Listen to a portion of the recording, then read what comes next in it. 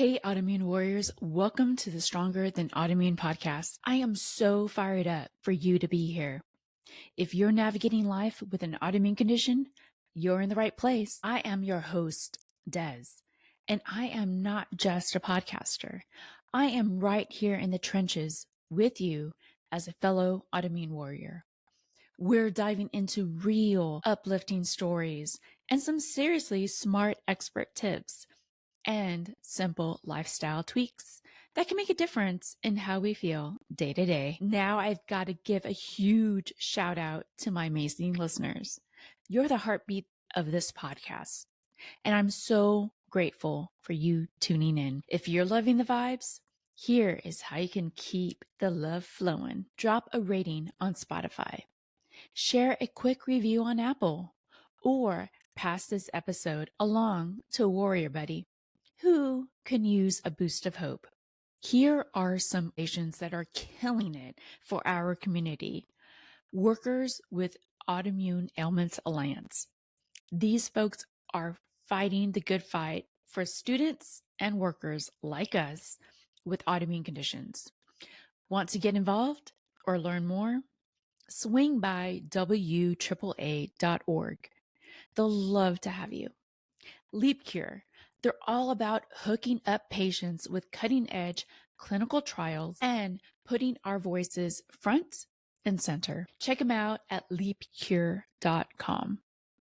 Adapt Naturals by Chris Kresser. They offer nutrient-packed supplements based on science. Snag 20% off your first order with my code DEZ, D-E-Z, at Adapt Naturals. From my heart to yours, I'm sending you nothing but love and good vibes. Let's dive in together. Hello, autoimmune listeners. Welcome to the podcast where we spread love and joy and one gluten-free bite at a time. I am thrilled to introduce Carolyn Haler, founder of Mightylicious. After her 2012 celiac disease diagnosis, Carolyn turned her cookie passion into a mission, crafting treats that delight and inspire. From wowing Whole Foods with one bite to raising $5 million in crowdfunding whirlwind, she's here to share her story, tips, heartwarming insights for our autoimmune community. So grab a cookie, get comfy, and let's dive into the deliciousness with Carolyn. What would you say is a cherished memory from your childhood involving baking or cookies? How did it influence your passion to start Mightylicious? So some of my favorite memories with my grandma are actually baking. She was very much the 1950s and 60s housewife, and she always walked around with little heels and wore an apron. And I just thought that she was so elegant and her hair was all set. But she was a wonderful, wonderful cook and baker. And she used to make this cake for Christmas. It's a lemon walnut cake that we fought over, and she would let me sometimes make it with her. So no one else in my family but me bakes. When I was 12 years old, came home one day from school and I was like, I'm going to make a cherry pie. I had never baked aside from helping my grandma. I just went and got cherry filling. That was how I created a pie. But from that moment on, I was just like a baker. I declared it. Wow. And it's just something that I was always really interested in and cared about and found a lot of joy in. And for me, it's also very therapeutic to be in the kitchen. So it's my place of refuge, I would say. Yeah. And it's an art. I mean, with baking, I'm not a baker. I mean, it's like the complete opposite of what I can do. I mean, you have to be so exact. And so I can't even imagine how many recipes and experimentations you did to try to find this perfect cookie that tastes good, that is great for people that have celiac disease. It is. I sort of was a hobbyist baker. So, anything I baked was probably pretty good. It's good enough to eat. I really love making pies and things like that. Making a really good pie crust is something that I certainly don't take for granted. But it wasn't until I started my company where I realized, oh, this is chemistry. This is both a very hard science and a very intense art form at the same time. People ask me how I do it. I'm like, I don't really know. There's a lot of serendipity in art, and there's a lot of just how I'm feeling that day will impact sort of what happens in my kitchen, and the chances and the risks I take, and my frustration levels will impact sort of ingredients I might try. Like, it's just a very emotional process, but at the same time, it is highly, highly technical. It is chemistry all the way down to like, at this point in my career and in my company, like, I know the different chemical properties of the soil in the different states where rice is grown, because that impacts the quality of the rice that is one of my major ingredients in my cookies. And Oh, so it's not even wow. just technical at like the baking level. And it's very technical, especially when you start multiplying your recipe times 400, then you get calculus involved. But it's also technical to the point of like each ingredient has a spec sheet.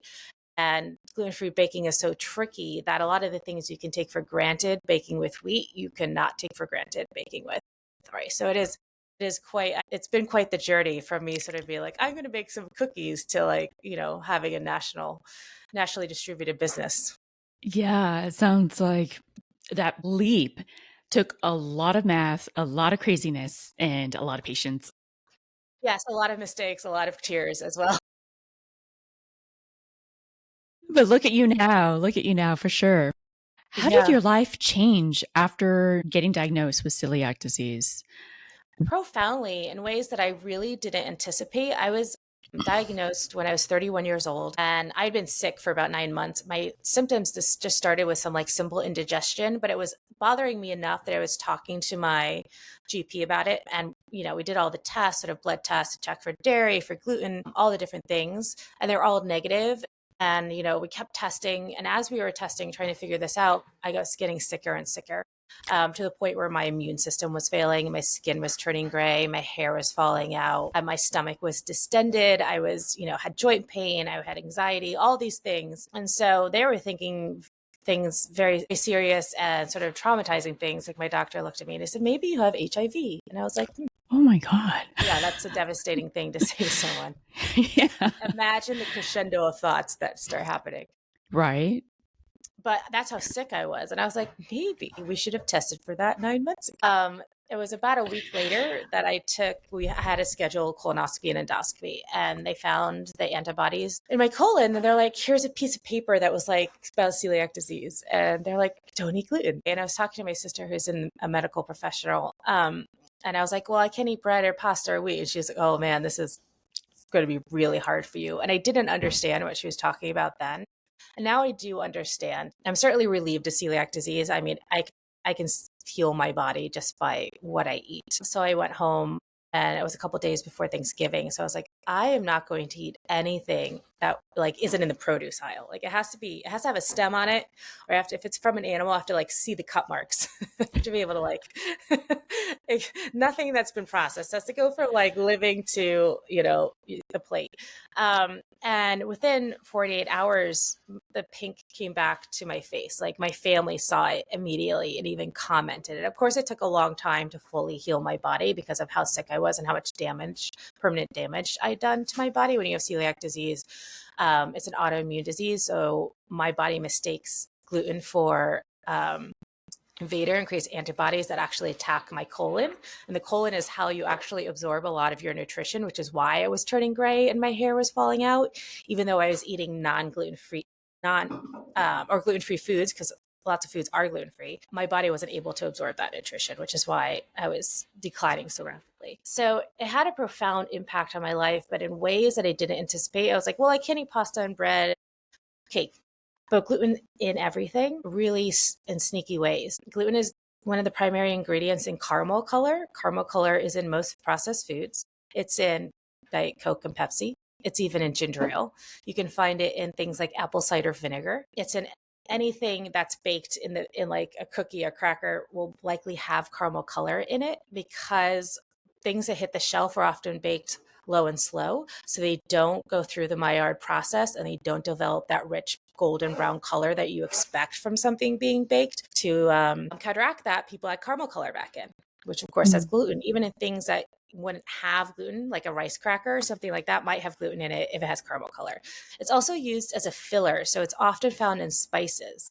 So I was gluten by cinnamon. I used to sprinkle cinnamon on my latte in the morning, and it was just Kirkland cinnamon, and the ingredients say cinnamon, period. Like one ingredient. But organizations will often use gluten as a filler, and they don't have to put it on the ingredient list. And it doesn't say gluten-free on it. So it's not, they're not trying to make any claims, but it could still have gluten in it. You can even have spices can have gluten in it just from cross-contamination from the milling process.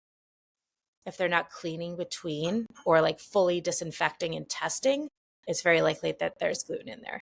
Yeah. So that's why they have those also manufactured in peanuts or wheat or whatever. Exactly.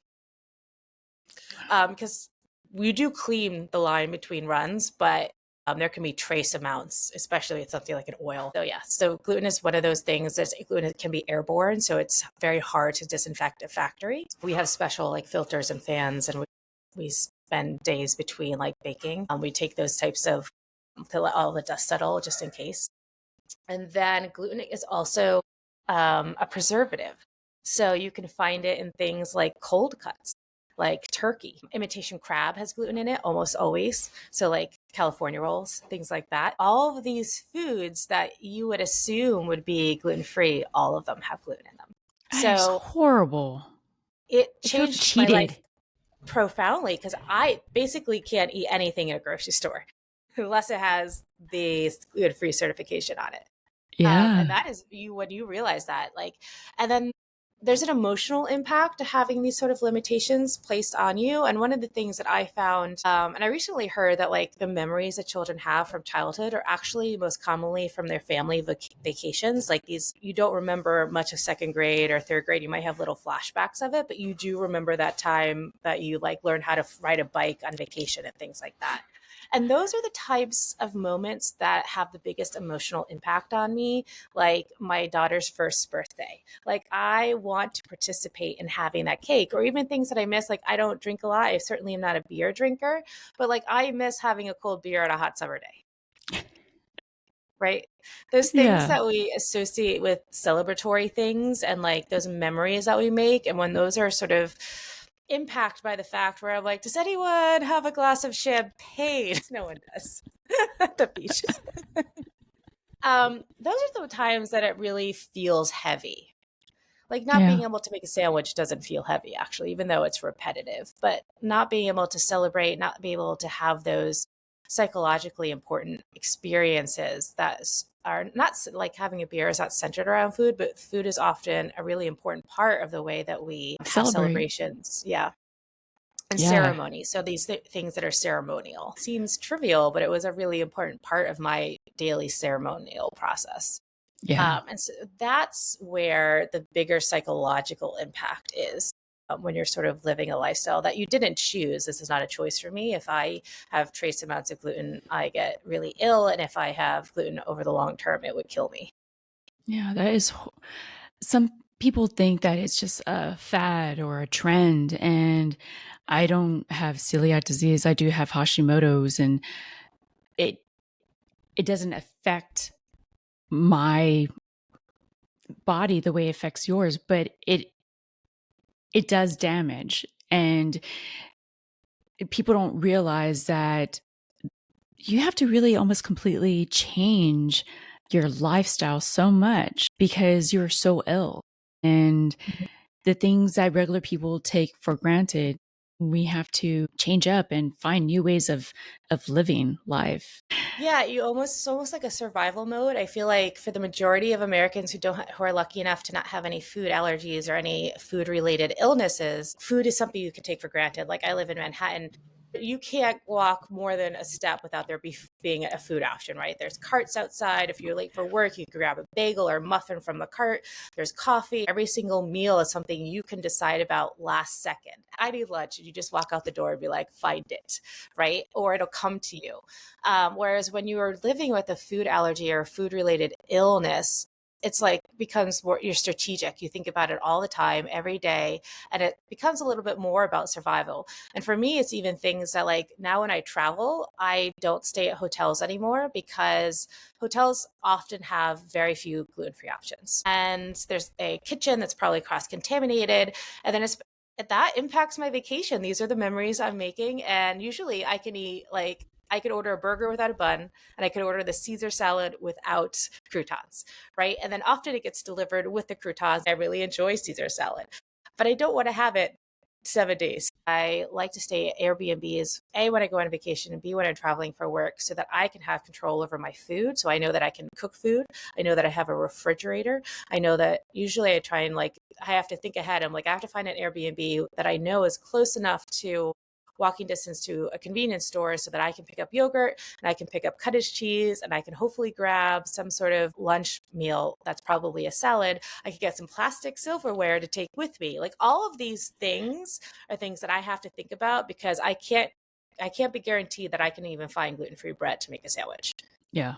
It When is I'm traveling. exhausting to think It's like that. exhausting. Yeah.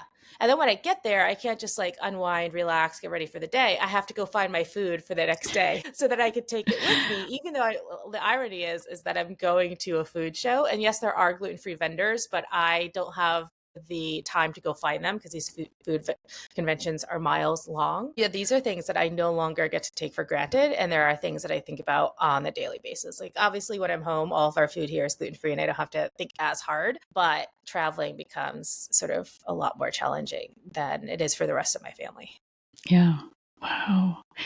Some of those options that, like you said, turkey, who would have thought? I mean, I Right? know with fillers like sometimes ketchup or, I mean, and it's just sad. People like Costco, places that we trust, Mm-hmm. do use fillers. And it's a disservice for people that are just looking for an ingredient.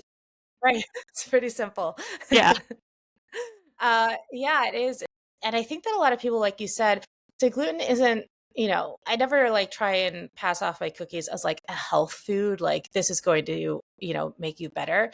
And gluten is not necessarily bad for you, but wheat does have a tendency, especially the amount that we're consuming, when you realize how many things it's in, even things that you think shouldn't have it, is causes inflammation, which impacts a lot of think about arthritis. Like if you really suffer from arthritis, and you go on a gluten-free lifestyle, might help significantly with your mobility. Hashimoto's, Crohn's disease, lots of different diseases that cause inflammation, that cause pain and fatigue can be helped by eating gluten-free. And also just as you get older, like I'm a millennial, we're getting older now.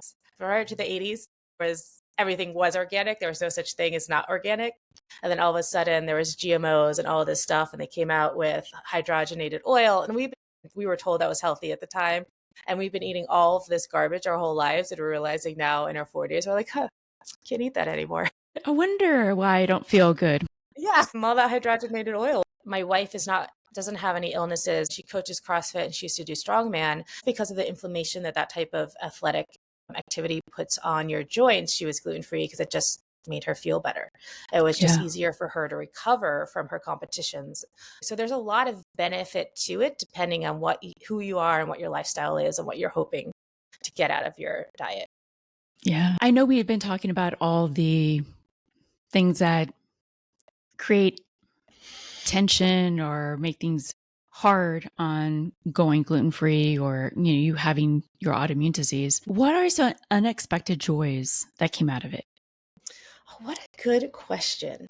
Probably this company. I mean, this has been the biggest joy. The community, this food community that I'm in, starting my own company is like, I describe it as like, I used to work in finance. I loved my job. I loved being a stockbroker. I love the markets. I love working with clients. I love talking to people about money. It's just something I'm passionate about. But even though it was a career I really enjoyed, I feel like that was like a dream, right? Like I felt like I was sleeping. And now that I'm running my own company and building this business, I feel like I'm alive for the first time.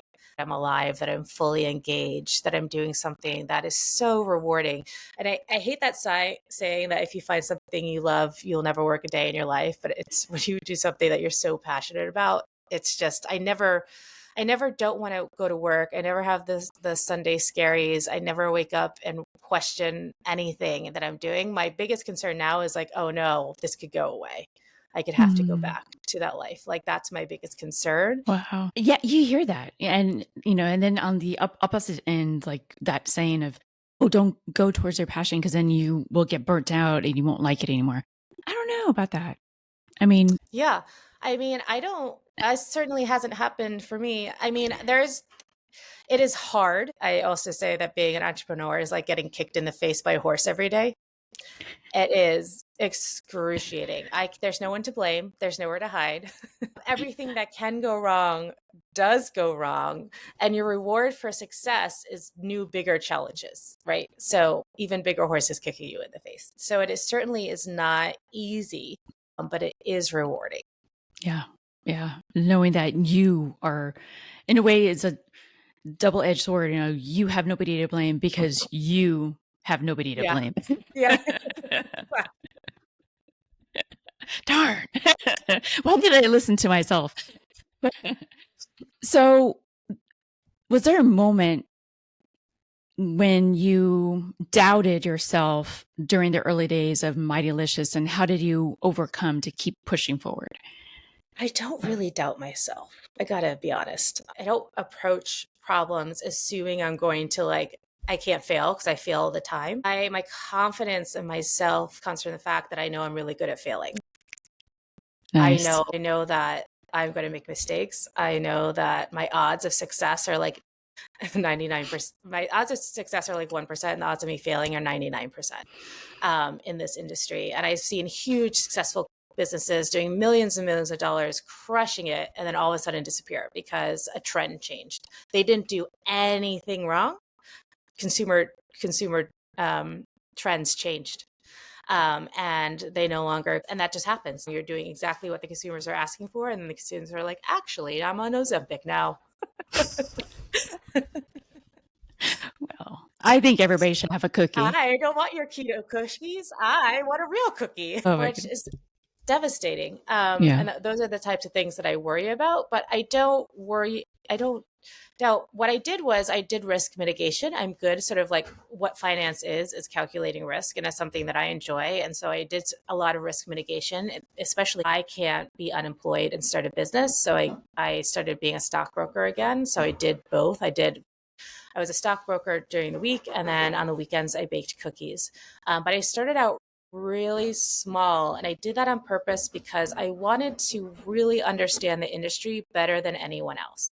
I was like, I want to go in there and not just understand my cookies or understand the consumer. I want to understand the manufacturing process. I want to understand the baking process. I want to understand the packaging process. I want to understand the distribution process. And the best way to do that is to do it yourself. So I started out really small. I was really fortunate that I walked into the Whole Foods. I live in Manhattan. I walked into the Whole Foods on the Upper East Side. And basically 2 days later, they're onboarding me, but just to 3 locations. So I had to supply 3 locations in Manhattan, which I could accomplish by myself on the weekends. I had like a skeleton crew that would meet me at a commercial facility that I rented by the hour. So I'd rent it for 8 hours for full shift. They would meet me at the kitchen on Saturday and Sunday, and we would do all the baking and packaging. I would either rent a car or they would use their sedan and deliver my cookies on Monday to the Whole Foods from the back of their sedan. Or I would rent a pickup truck and drive around and have to deal with all of the parking lanes. And we were in a commercial vehicle and we couldn't park. And I was worried about getting tickets, and saw literally would unload my boxes and saw where the food was loaded around the back and how it was received and how they would package it. And they give you a bill of lading. So I was doing every single thing of the process. I would only buy enough packaging and enough ingredients to fill a purchase order. So my cash flow was always about 30 days. And my cookies got successful. And finally, I went from 3 locations of 3 stores to 10 stores to an entire region to 2 regions. And once I got to 2 regions, I hired a commercial facility, which is where I still am in New Jersey. I work now with a wonderful commercial kitchen. They do specialty cookies, like hand decorated cookies. That's how sophisticated they are, which when you could imagine when you're making millions of cookies, hand decorating is quite a unique skill to have. For sure. And the CEO is a certified food scientist. And he's like, Carolyn, we don't like to bake or make any changes unless you are here. At this point, it's like an intuition. We need to take a little of that. That's not going to work. It's just more natural. It's in like you kind of like you were telling about your grandmother. I'm sure like she didn't measure everything. It was kind of like, Yeah, you know, that doesn't look right. That exactly. doesn't, yeah, she could look at the dough and be like, this is what it needs. But growing slowly allowed me to like, even if I did fail, like I wasn't going to fail catastrophically, and you are going to fail. It's like you find a manufacturer, they go out of business. That could bankrupt you. If your manufacturer goes out of business and you miss a purchase order, you might lose your biggest customer and your revenue will be cut in half. Because there are certain customers where you cannot miss a PO for any reason. Otherwise, they drop you from the shelf. Wow. Yeah, no, it can be a brutal and very cutthroat business. So Sounds like it. yeah, I mean, you have to like, and that's just the way I think about it. But I never, like when I started, I was just like, I'm really good at dreaming. And so I like, in my head, I was like, I'm going to create a business, a cookie company, and this is going to be successful. And then I would hit roadblocks and things would go like that weren't part of my dream or my daydream. And the way that I deal with that is that like it's my dream. It has several acts, and I'm like, okay, so that was the first act, and now this is the second act, and I have to rewrite a new act for my dream, for my play. And that's just how I manage my emotions, so that when I do have a setback or encounter something that I wasn't expecting, because that's where you make your mistakes, is when you don't know what you don't know, and then it hits you in the face, which is going to happen. I just modify my dream, and then I keep going. That's so beautiful. That's so beautiful I think everybody should have that, because they would like, okay, that chapter's closed. Let's Yep. move on to Oh, it's something the first different. act. This is the second act. I wasn't expecting the second act, but apparently my play needs is 27th act. That's So that wonderful. each time I hit something, like I'm just managing my emotions that way. And my end dream of like, selling my business to a big stays the same. So I always see that success in the long run. I just have, sometimes my acts are happy acts, and sometimes, it's a tragedy. Depends on what's going on. Did you have that same perspective when you did a finance stockbroking? Yeah, I think so. I think a lot of the careers I've had, like I actually started as a consultant right out of school. I didn't know what it was. I was a public sector consultant, which is very you're successful in the long term as a consultant by sort of building relationships with your clients. Your success is your ability to build those relationships, solve problems, and it's very entrepreneurial. Because if you stop selling yourself, you basically get fired because you're a liability to the company. Being a stockbroker is the same way. Even though you're under the umbrella of a big bank, you are running your own book of business. And if you're not profitable, they will fire you. You also won't make any revenue. If you don't sell stocks, you don't get paid. It's a commission-based business. That's sort of like, I know that that's my personality type, that if something is too predictable, I start to panic. I feel oppressed, I get frustrated. So yeah, my wife is the exact opposite. For someone who has an celiac disease or an autoimmune condition, how do you ensure Mightylicious cookies are safe? That is a big challenge. That is something that also keeps me up at night. And it's so I have the certifications. We are compliant with the FDA. We have to send reports in, but we're also reliant on our suppliers, that they're doing the right things and that mistakes don't happen. Abundantly clear to me. And that's something that I think a lot of people don't know about the food and supply chain. And this is going to be disillusioning. So if you really like the magic of food, stop listening. But when you walk, the Warning. grocery store is like the movie theater, right? Like, oh, it's like Marvel. It's like a Marvel film with like all the special effects, and it's all pretty, and it's very, you walk in there and it's like there's lettuce and it's crisp and it's December, and that is magical. Having crisp lettuce in December is magic. Imagine 100 years ago. Yeah. You half of the things. Strawberries in Yeah. You. January are magic. Yeah. Any time other than spring, strawberries any season, and then in a very small window in the springtime is magic. And we That is walk true. into a grocery store, and everything you could think, like having a pineapple in the United States, is also magic. Mm-hmm. You know, pineapples grow in little agave bushes in the desert. They come from Ghana. Most of our pineapples actually don't even, I think that we think that they come from South America, and there's some that do from Dole, but a lot of the pineapples in the world actually come from Africa. I didn't know that. Wow. Any type of tropical fruit, like fresh tropical fruit that you're consuming in the United States other than an orange is just magic. And we get to take that for granted. Not only that we have all this food all year round, but also the number of people who have touched that in the supply. So the supply chain for fresh food is obviously shorter, but my supply chain is 9 months. So there's all the ingredients that have to be farmed and then milled and then sent to us on trucks or airplanes or boats from across, literally from China to get to me. Then I have to manufacture that. And my manufacturing facility has like 150 employees. So there's like 40 people who are just doing, there's two or three people who just do the mixing. And then there's 24 people that do the depositing. And then there's hundreds of people that do the packaging. And that's just to get it into the box, to get it to the distribution center. So then it goes to a national distribution center, wherever there's, and then from the distribution center, it gets ordered by the retailer, which is the store. The store then receives it probably at their distribution center. And then it gets sent out to the individual retail locations where it has to go into a receiving area and then put out on the shelf. Now, just imagine if there's 150 people working for me, how many people have touched that product before it gets on the shelf? Yeah. So it Yeah, is you not don't magic. think about that. It's not magic at all. It's a 9-month supply chain and hundreds of people are involved. Wow. So now that I see that, I'm like, wow, this is unbelievable that we have this global international food supply chain and that we have pineapples and lettuce in January.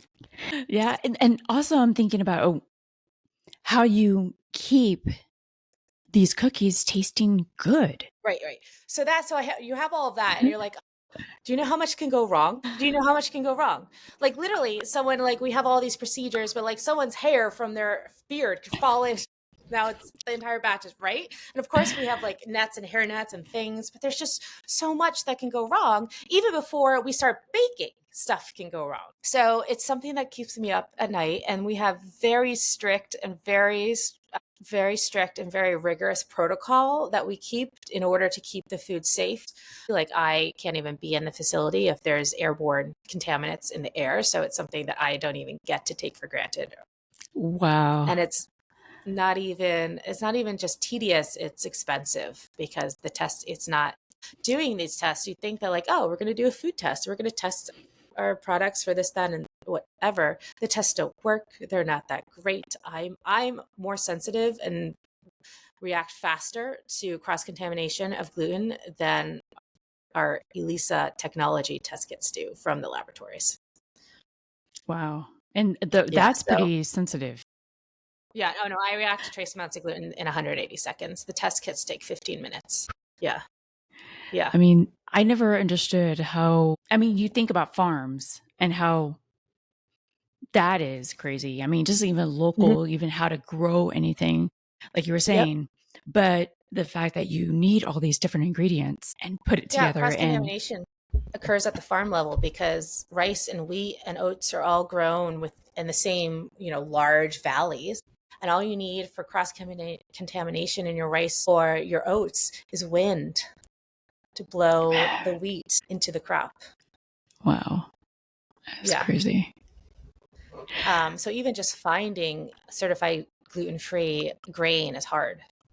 Yeah, I can imagine. Because we have this, or at least I did. I had this idea as a consumer that like there's all these coconut farms and all these rice farms, and there's so many of them. No, there's like 10 at the farm level. Yeah. Well, think about it. So coconut, like we use coconut yogurt and we use coconut milk powder. And coconut is something that people are keto and people are using to add protein and to avoid dairy and things like that. Think about where coconuts grow. Very, very specialized places, unless you have very specialized places who are at the most risk for climate disasters, right? And it's not like they grow right on the shoreline. It's not like there's thousands of miles of coconuts inland. They grow right on the water. How many places have that type of, it has to be equatorial, right? So there's a very small sort of band of places. And then how many have farms where it's part of their industry? Yeah, not many. Yeah. All of the coconut comes from the same place.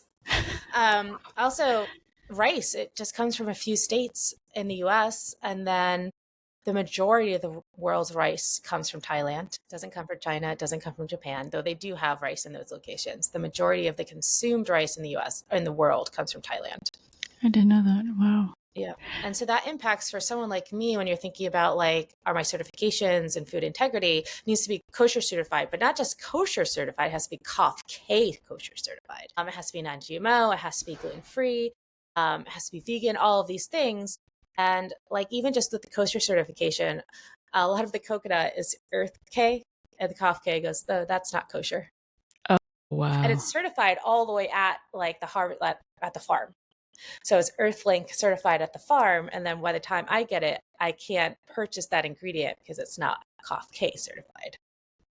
Have you ever, I was just thinking about this, like, since you are serving this very sensitive community, ill community, I should say, right? Mm-hmm. You would think that you would be given some type of incentive or, I don't know. I have additional fees. Like, right? Yeah, there's no incentive at all. And like literally, like it takes us 9 months to like actually get certified. What I need is a full-time resource, but I don't have the cash flow to hire someone to do these certifications. So something I have to do on my spare time. Each certification has its own process and its own fees. So it's many multiples of the same sort of arduous bureaucracy. And then if you have the certification and something does happen, you pay fines and fees and things like that, which are to deter you, obviously, like it's not painful enough, which impact your bottom line. And the stores are like, yes, but we sell Oreos for $3.99 and we like your price point to be $3.99. That's my cost. I can't sell you product at my cost. And so it's very discouraging. I'm glad you talked about cost because people, I mean, you're paying $3.99 to get sick, pretty much. Yeah. Why would you do that to yourself? I'd rather pay more knowing that it's safe, that I will enjoy it. I don't have to worry later on down the road. And I mean, I think that's beautiful. I think you're helping people enjoy things that they haven't had in a while.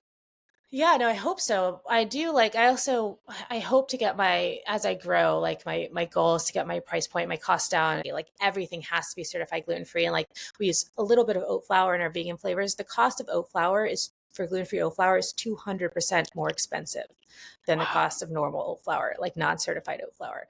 Rice flour costs $2 per pound wholesale. I'm buying it by the metric ton, where wheat flour costs 5 cents per pound at Costco.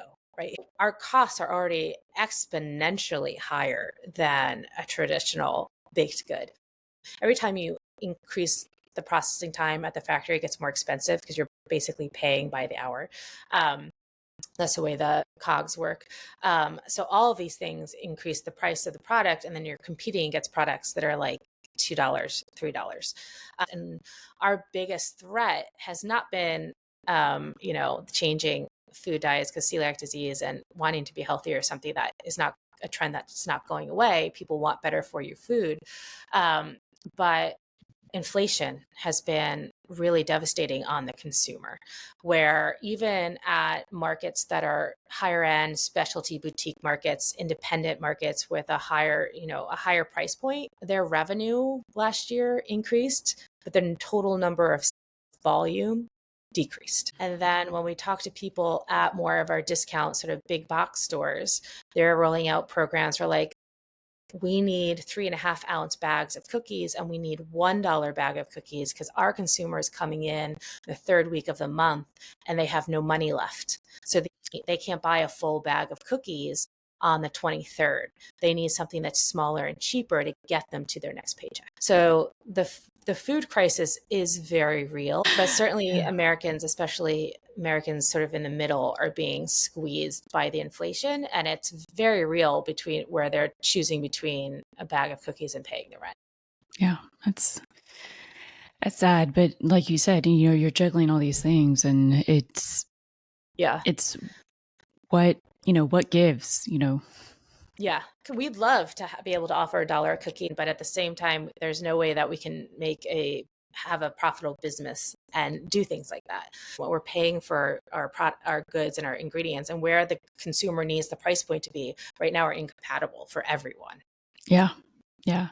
And it's Every like, time the I price of was chocolate goes up, everyone's prices go up. Chocolate's the true. most expensive ingredient in a chocolate chip cookie. Yeah. Doesn't matter if you're Chips Ahoy or you're me. It's all going to impact your costs. Bottom line. Yeah.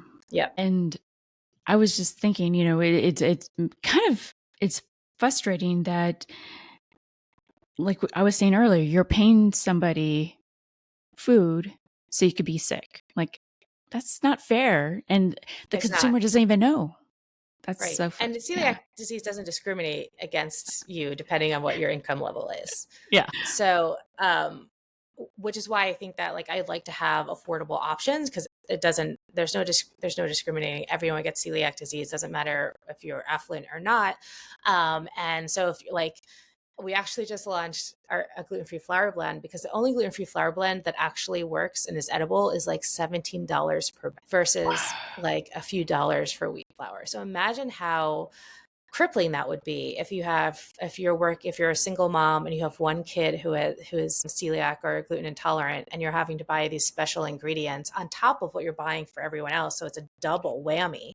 Which happens to us in our household. Like one of the reasons why I wanted to make a really delicious cookie, because I was like, we're buying double. So our grocery bill is twice as much as what everyone else's is because people who can eat wheat don't want to eat the foods that are gluten-free. They're so terrible. I want to create a product that everyone can eat. So you're not buying all of these things really do add up. We feel it in our household.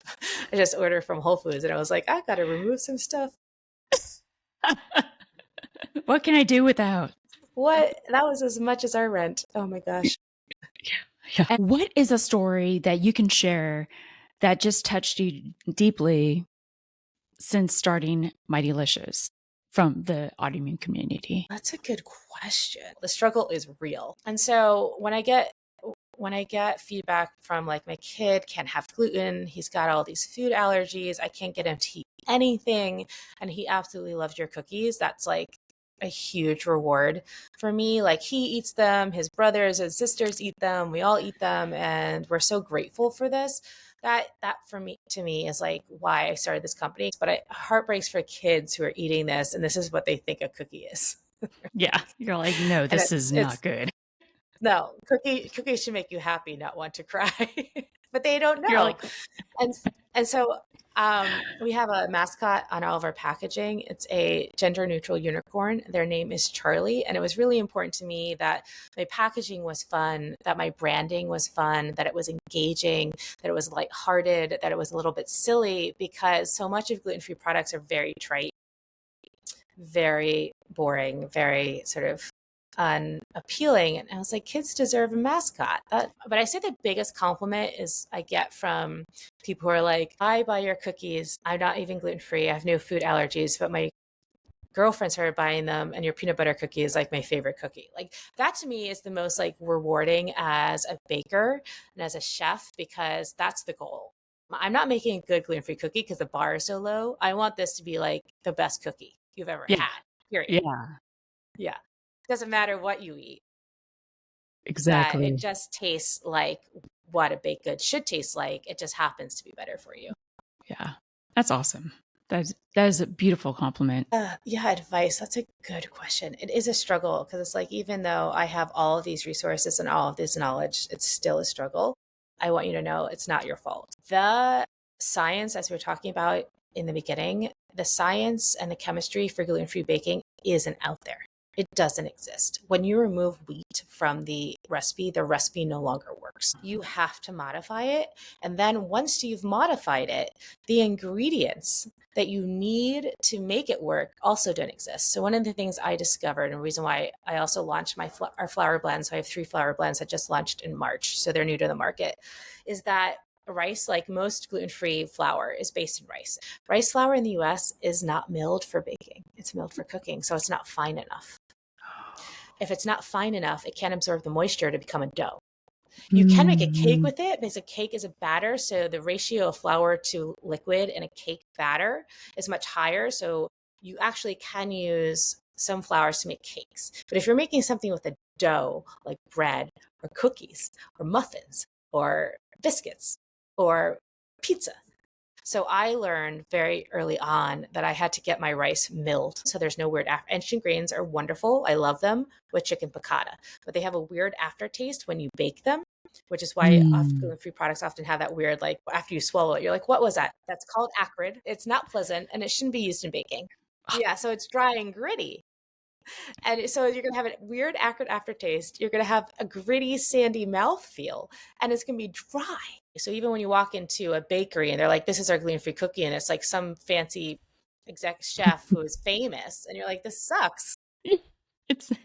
It's also not their fault. Yeah, they don't know. Yeah. Yeah. But it's just like we were talking about, like they're so like with baking, it has, I mean, if it's chemistry something's and if off, the ingredients are not right. Imagine if you were baking with wheat flour that was milled to the consistency of sand. Yeah. It's not going to be good. Yeah, but it'd still be terrible. It's ridiculous. It's amazing. And I tell this to people and they're like, that makes so much sense. I know. Yeah. It's not hard, but if you're not like literally putting your fingers into the flour and feeling it and be like, that's a little gritty. Like I was, why would you know that? Why would you think that it's being milled? Like literally rice flour is milled to a spec so that it looks like, like children's sandboxes with the white sand. That's what it looks like. But you often buy it in a blend, but most consumers are not doing that. They're not crazy like me. They're not going to exfoliate their hands. Yeah, they're not exfoliating with their rice blend, with their flour blend. Oh, wow. So then you don't even know. They don't even know where the problem is. And then, I mean, people are like, I can't bake gluten-free. I want everyone to know it is not you. Yeah. There is the science and the ingredients don't exist. Yeah.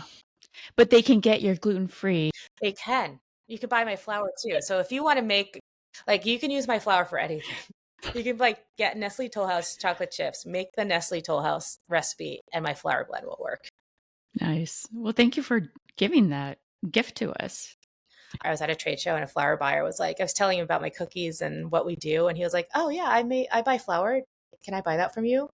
So I quickly got some retail packaging and sent it out. And I created a SKU that's our vegan gluten-free brownie mix. And I made this brownie mix. It is like the best thing I have ever made. And so if you like brownies and you have a food allergy, it's phenomenal. I'm going to have to try it. Yeah, you should. If you like, it's fudgy, it's rich, it's decadent, it's chewy, it can be fluffy, whatever you want it to be. And you make it using your favorite vegan butter or butter. If you're not dairy or vegan, you can use normal butter. Awesome. Yeah. I have a godson that can't eat eggs. He can't have dairy. He can't have, I mean, so he has to have vegan cookies. And I was trying to make him a cake and it was just lots of fun. Try to figure that out. Yeah. Is he gluten-free too? Because that's a double whammy. So what's so hard about vegan gluten-free, and I have 4 vegan gluten-free cookie flavors, and then I have a flour blend and my brownie mix are also vegan gluten-free. When you remove wheat from the recipe, you're removing the protein, and the protein forms both the foundation of the house and also the walls, like the structure. When you remove the wheat from the recipe, you're removing the foundation. We have a vegan gluten-free flour blend. It's really important to replace the protein, and we replace the protein in the gluten-free flour with whole milk powder. So as long as you don't have a coconut allergy, and coconuts are no longer classified as tree nuts, and they never were. A coconut's the same as a peach. It's a fruit with a stone. It's a stone fruit. But people do have coconut allergy. So if you have a coconut allergy, this is off the table for you. But if you don't, this flour blend works magically. That's awesome. Thank you. I'm going to have to do that for him. And I know you just put out this flour blend. So what is your next stream? Do you have anything in the pipelines you want to share?